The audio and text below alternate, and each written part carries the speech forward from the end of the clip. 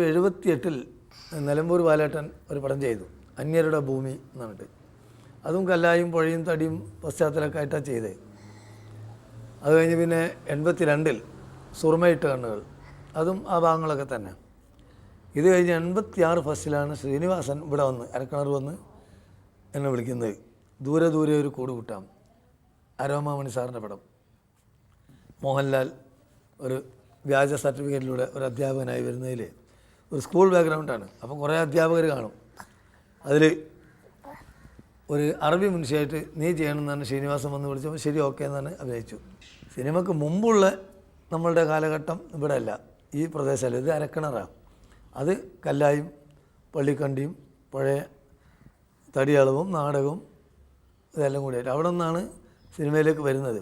ഇതാണ് നമ്മളുടെ ഇന്നത്തെ ഈ സ്ഥിതിവിശേഷങ്ങൾ. ഇനി എൻ്റെ പഴയകാല ചരിത്രം പറയണമെങ്കിൽ അറിയണമെങ്കിൽ നിങ്ങൾ എൻ്റെ കൂടെ കല്ലായിലേക്ക് വരേണ്ടി വരും. പക്ഷേ ഇന്ന് എനിക്ക് കല്ലായിലേക്ക് നിങ്ങളെ ക്ഷണിക്കാൻ തന്നെ ഒരു മടിയുണ്ട്. കാരണം പഴയ കല്ലായി എന്ന് പറയുന്നത് അതിൻ്റെ ഭംഗിയും സൗന്ദര്യവും എല്ലാം നഷ്ടപ്പെട്ടു. ഇന്ന് കല്ലായി പുഴയില്ല, കല്ലായി പാലവുമില്ല. പുഴ എന്ന പേരിൽ കുറച്ച് വെള്ളം അവിടെ ഒഴുകുന്നുണ്ട് എന്നല്ലാതെ പണ്ട് ഞാനൊക്കെ ചെറുതിൽ കല്ലായിൽ തടി വ്യവസായവും പല രീതിയിലും രാവും പകലും ഒരുപോലെ ആളുകൾ പല രീതിയിലുള്ള ജോലികൾ ചെയ്തിട്ടും ആ ജോലിക്കാർക്ക് വേണ്ടി ചായക്കടകൾ കെട്ടിയിട്ടും വെള്ളം വിൽപ്പനയൊക്കെ ആയിട്ട് ഒരുപാട് ആളുകൾ ജീവിച്ചിരുന്നു. അത്രയും തിരക്ക് പിടിച്ച ഒരു കല്ലായി, നല്ല സുന്ദരമായ ഒരു കല്ലായി ഉണ്ടായിരുന്നൊക്കെ നഷ്ടപ്പെട്ടു. ഇനിയിപ്പോൾ ഞാൻ ഏതായാലും എൻ്റെ കഥ നിങ്ങൾക്ക് പഴയകാല ചരിത്രം അറിയണമെങ്കിൽ അങ്ങോട്ട് പോയേ പറ്റൂ. ഞാൻ നിങ്ങൾ അങ്ങോട്ട് ക്ഷണിക്കുകയാണ്. ഇനി കല്ലയെ പറ്റി ഞാൻ പറയുന്നില്ല, നിങ്ങൾക്ക് നേരിട്ട് കണ്ടറിയാം. വരി, നമുക്ക് അങ്ങോട്ട് പോകാം. ഞാൻ ജനിച്ച് വീണ സ്ഥലമാണിത്. എൻ്റെ വീടാണ് ഇതിന് തൊട്ടപ്പുറത്തെ വീട്. അന്ന് ഇവിടുത്തെ തിരക്കും ബഹളവും ആൾക്കാരും തോണി പൂഴി കയറ്റി പോകുന്ന തോണിക്കാർ പിന്നെ പല രീതിയിലും ഏതായാലും ഇതിൻ്റെ എല്ലാ സൗന്ദര്യവും നശിച്ച് അതിൻ്റെ പഴയ കാലത്തെ ആ പ്രഭാവം പോയി. കല്ലായി എന്ന് കേൾക്കുമ്പോൾ ലോകത്തിലെവിടെയും അറിയപ്പെട്ടിരുന്നൊരു സ്ഥലമാണ്. ഇന്ന് വാസ്തവത്തിൽ പുഴക്ക് എന്നോട് പോലും ദേഷ്യം തോന്നി കാണും കല്ലായി പുഴക്ക്. അത്രമാത്രം ഞാനും പുഴയും നമ്മളെയൊക്കെ സ്നേഹിച്ചിട്ടുള്ളൊരു പ്രദേശമാണിത്. ഞാൻ ഈ പുഴയിലെ വെള്ളം പലതവണ കുടിച്ച് കാണും. കുളിക്കാൻ ഇറങ്ങിയിട്ടും വീണിട്ടൊക്കെ ഇതിൽ കളിച്ചിട്ടാണ് നമ്മൾ വളർന്ന് വലുതായത്. ഇത്രയും ബന്ധം നമ്മൾ ഈ പ്രദേശം ഈ പുഴയും ഇതൊക്കെ ഉണ്ട്. ഇവിടെ നമ്മളെ സംസ്കാരം ഈ ഒരു പുഴയുടെ തീരത്തു നിന്നുണ്ടായുള്ള സംസ്കാരം. ഇതിൽ തന്നെയാണ് നമ്മളെ ജീവിതവും നാടകവും കലകളും എല്ലാം ഒരുപാട് പ്രഗത്ഭരായുള്ള ആളുകൾ ഇവിടെ നിന്നൊക്കെ തന്നെയാണ് ജന്മം കൊണ്ട്. ബാബുരാജ് തൊട്ടക്കരയാണ്.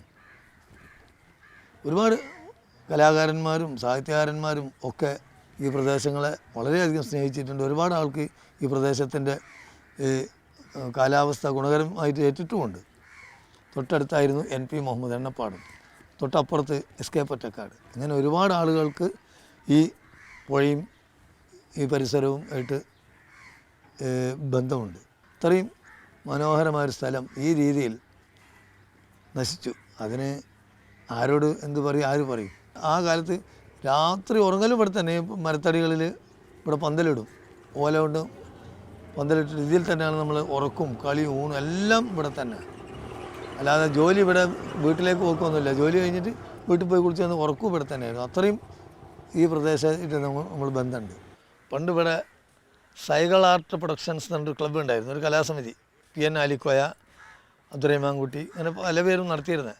ഇവർ വർഷത്തിലൊരു നാടകം കളിക്കും ഇവിടെ.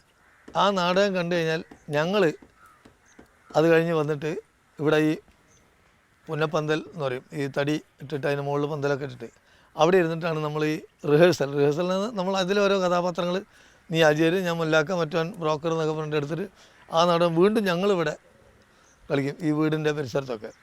അങ്ങനെയാണ് നാടകം തുടക്കങ്ങളൊക്കെ. കല്ലായി പുഴയുടെ തീരങ്ങളിലെ മാതിരി തന്നെ ഈ കോഴിക്കോട് ബീച്ച് സൈഡിലും സാധാരണ വൈകുന്നേരങ്ങളിൽ ഇവിടുത്തെ ഈ ഫുട്ബോൾ ടൂർണമെൻറ്റുകളും ഫുട്ബോൾ കളിയും അതോടൊപ്പം തന്നെ ഇവിടുത്തെ ഈ പടിഞ്ഞാറൻ ഭാഗത്തുള്ള ക്ലബ്ബുകൾ, രാത്രിയിൽ ക്ലബ്ബുകളിലുള്ള ഗാനമേളയൊക്കെ നമുക്ക് ഒരു കാലത്തും മറക്കാൻ പറ്റാത്തതാണ്.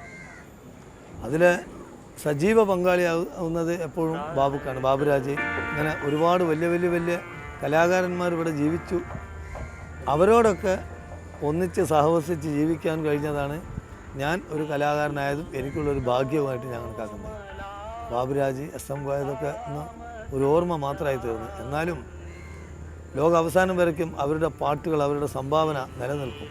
അത് കേൾക്കുമ്പോഴും എനിക്ക് ആ ബാബുക്കനെയും SM ഖാനെയും എല്ലാവരെയും ഓർമ്മിക്കാനും, കോഴിക്കോട് അബ്ദുൽ ഖാദർക്ക് അവരൊക്കെ ആ സൗഹൃദം ഇപ്പോഴും ഉണ്ട് എന്നൊരു തോന്നൽ മനസ്സിലുണ്ടാവും.